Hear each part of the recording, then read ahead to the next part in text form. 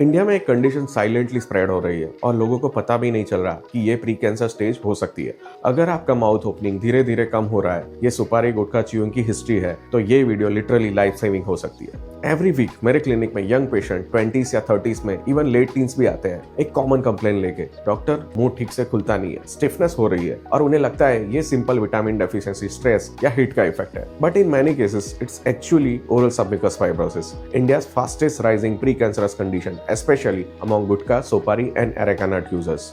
Namaste, I'm Dr. Bhavin, head and neck oncosurgeon at SSO Cancer Center. My goal with videos like this is simple: clarity, early awareness and prevention. Today I will explain OSMF होता क्या है, इसका biggest कोज क्या है और क्यों India specially at risk है, ये प्री कैंसर क्यों माना जाता है, कैसे इसे रिवर्स या स्लो करा जाता है और कब डॉक्टर को तुरंत दिखाना चाहते हैं। Let's begin. OSMF एक क्रोनिक कंडीशन होती है जिसमें माउथ के अंदर की लाइनिंग ग्रेजुअली टाइट हो जाती है, फाइब्रस बैंड्स डेवलप होते हैं जिसकी वजह से माउथ ओपनिंग कम होती है, स्टीफनेस, बर्निंग सेंसेशन, तीखा मत खाना, ये सब कॉमन अर्ली सिम्टम्स होते हैं। Think of it like scar tissue forming inside the cheeks and oral cavity. जैसे जैसे फाइब्रोसिस बढ़ता है, माउथ लिटरली स्ट्रेच नहीं होता है। बहुत लोग सोचते हैं कि सिगरेट कैंसर देती है और सुपारी हार्मलेस होती है। ये इंडिया का सबसे डेंजरस मीथ है। अरेका नट, जिसको हम सुपारी बोलते हैं, वो साइंटिफिकली प्रूवन कार्सिनोजन है। ये कोलेजन का ब्रेकडाउन डिस्टर्ब करता है और माउथ के टिश्यूज को श्रिंक और हार्डन कर देता है। और क्योंकि सुपारी च्यूइंग कल्चरली नॉर्मलाइज है, यंग एज में ही लोग इसे स्टार्ट कर देते हैं,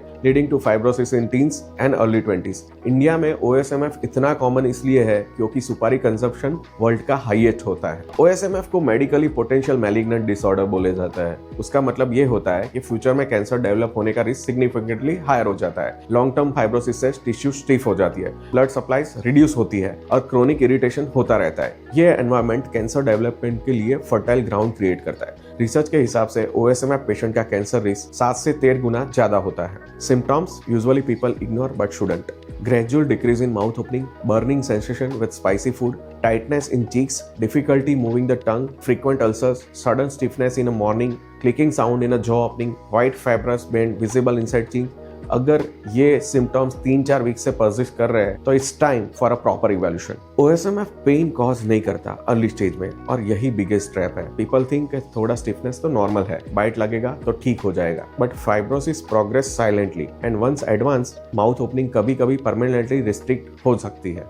अर्ली स्टेज OSMF मैनेजेबल होता है, but only if the main culprit सुपारी और गुटखा इज परमानेंटली स्टॉप। ट्रीटमेंट क्या होती है? Habit caseation, antioxidant therapy, micronutrient therapy, physiotherapy for mouth opening, regular monitoring for early cancer changes. और एडवांस स्टेज में fibrosis fully reverse नहीं होती, but symptoms significantly improve किए जा सकते हैं with structural treatment and exercises. So अगर OSMF के साथ साथ कोई और भी सिम्टम्स आएगा, जैसे कि नॉन हीलिंग अल्सर हुआ, ब्लीडिंग पैच, रेड और व्हाइट लीजन, लूज टूथ, ये सडन पेन, तो ये अर्ली कैंसर साइन हो सकता है। प्लीज वेट मत कीजिए, अर्ली बायोप्सी और एग्जामिनेशन लाइफ चेंजिंग हो सकते हैं। OSMF इंडिया का साइलेंट एपिडेमिक इसलिए है क्योंकि इसे लोग छोटा इश्यू समझकर इग्नोर कर देते हैं, बट ट्रूथ ये है कि OSMF कैंसर से पहले का वार्निंग साइन होता है, और ये वार्निंग को टाइमली लेना ही बेस्ट पॉसिबल प्रिवेंशन होता है। अगर आपके आसपास कोई सुपारी, गुटखा, मावा यूज करता है या किसी को माउथ ओपनिंग इश्यू आ रहा है, इसको लाइटली मत लीजिए। अर्ली डायग्नोसिस और habit situation future risk dramatically reduce करता है। अगर ये वीडियो हेल्पफुल लगा तो प्लीज शेयर कीजिए। अवेयरनेस ही सबसे पावरफुल मेडिसिन है।